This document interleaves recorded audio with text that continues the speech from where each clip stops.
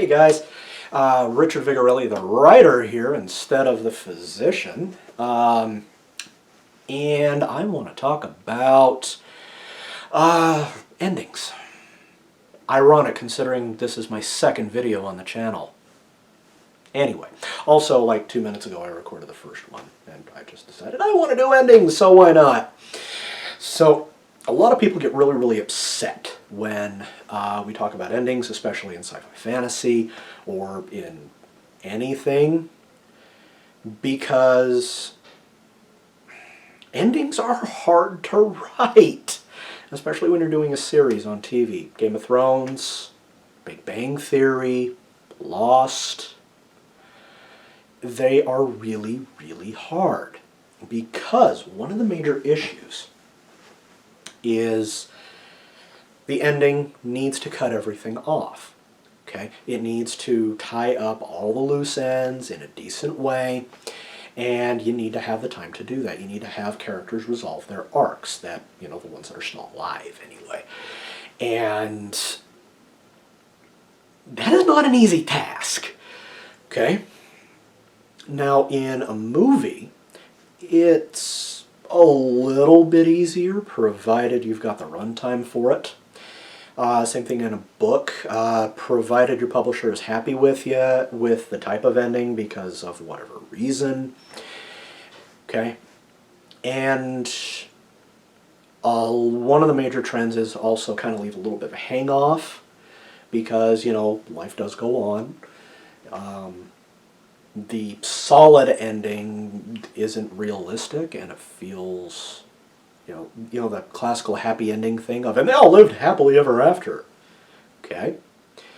It doesn't feel genuine. So a lot of people leave in this thing like, well, we're moving on to this new project now, but that has nothing to do with anything, so bye! Okay? You could also do the Shakespeare thing and just kill everybody. Which always feels rushed and kind of a thud. A lot of Shakespearean plays end that way. Titus Andronicus is one of them, one of my favorite plays. Basically everything's going great, characters are maturing and all of this, and then all of a sudden everybody's dead. It's like, well, we're out of time. Let's kill everybody. Or, well, I'm bored now. Let's move on to another play and kill everybody. Okay? That's how it feels. So when we look to more modern examples, like Game of Thrones, for instance, one of the major problems that they had was runtime. Things were getting expensive, new contracts were coming up, contract renewals were coming up, and honestly it was starting to draw out. Also, they didn't have anything to base off of from the book. So they kind of had to come up with it there. And they didn't really have time to workshop it. That's why it felt rushed, because it was. What do you want, dude? Okay? So, when you're looking at an ending, you have to understand the difference between what happens and how it happens. Okay? What happens is main character goes nuts, blows up the city, kills a bunch of people, and now rules with an iron fist and going to move on and keep doing it. Okay? How it happens is they're sitting there and, well, you watched it. That's the how. What a lot of people get upset with is they can't tell the difference between the what and the how. Okay? The what, let me make this simple for you, is just the plot points. Okay? The how is the dialogue, the description, the pacing of it. Okay?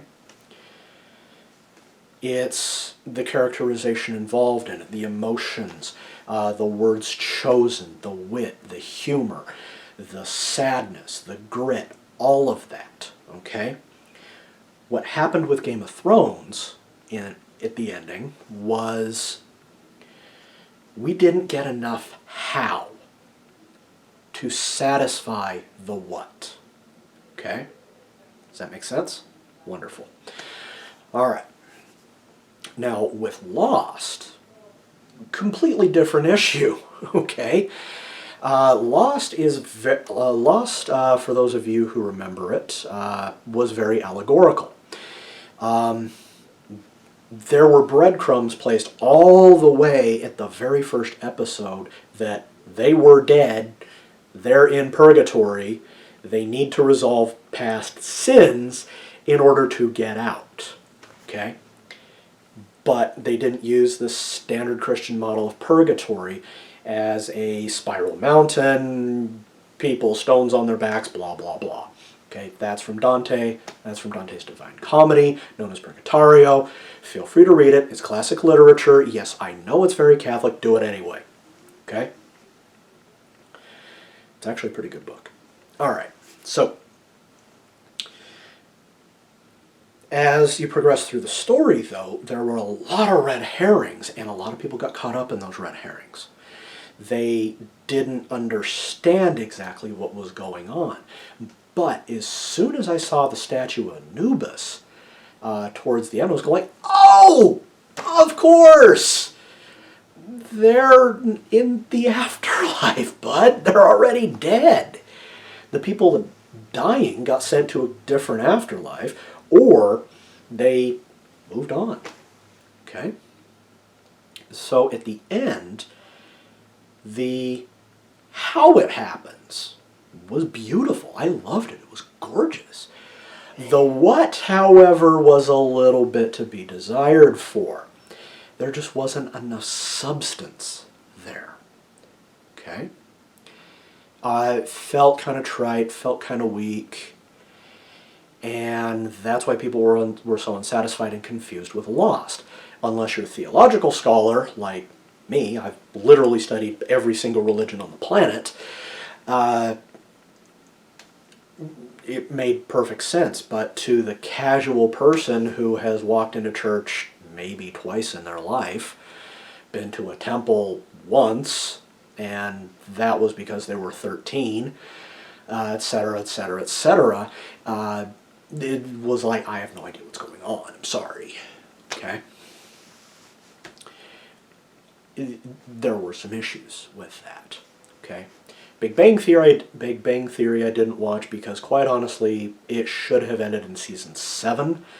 If you notice, about season 8, it was just drawing out immensely, and they were starting to rehash ideas. The first 4 or 5 seasons were awesome because it was bringing geek culture to the forefront. Now that geek culture was in the forefront, it was a caricature of itself. And that's why the show sucked. Okay? So, endings. Believe me, I am very glad that that is over.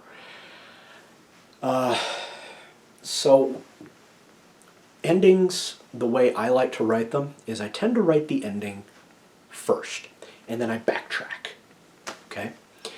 How did I get here? Well, they are good guy and bad guy facing off. Now we need to add in why. Why don't they like each other? What are their differences? What are their similarities? Do they love each other? Do they hate each other? Okay, and what is the cause of that? Okay, now what is the cause of the cause? What is the cause of the cause of the cause? All the way back and back and back until they're completely disassociated and do not know each other. And that's the start of the story. That's called the backwards write.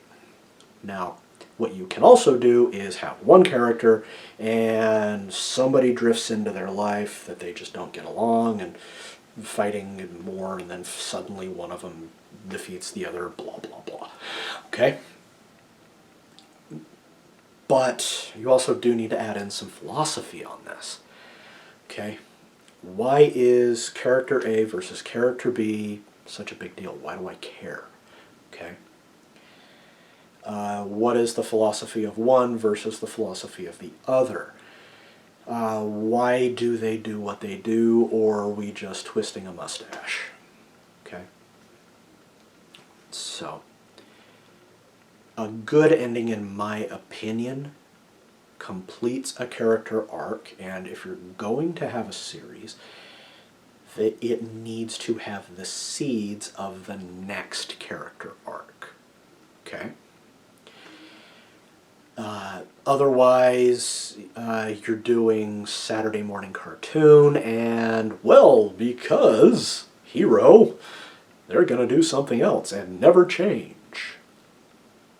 Well, that's unfulfilling. Okay.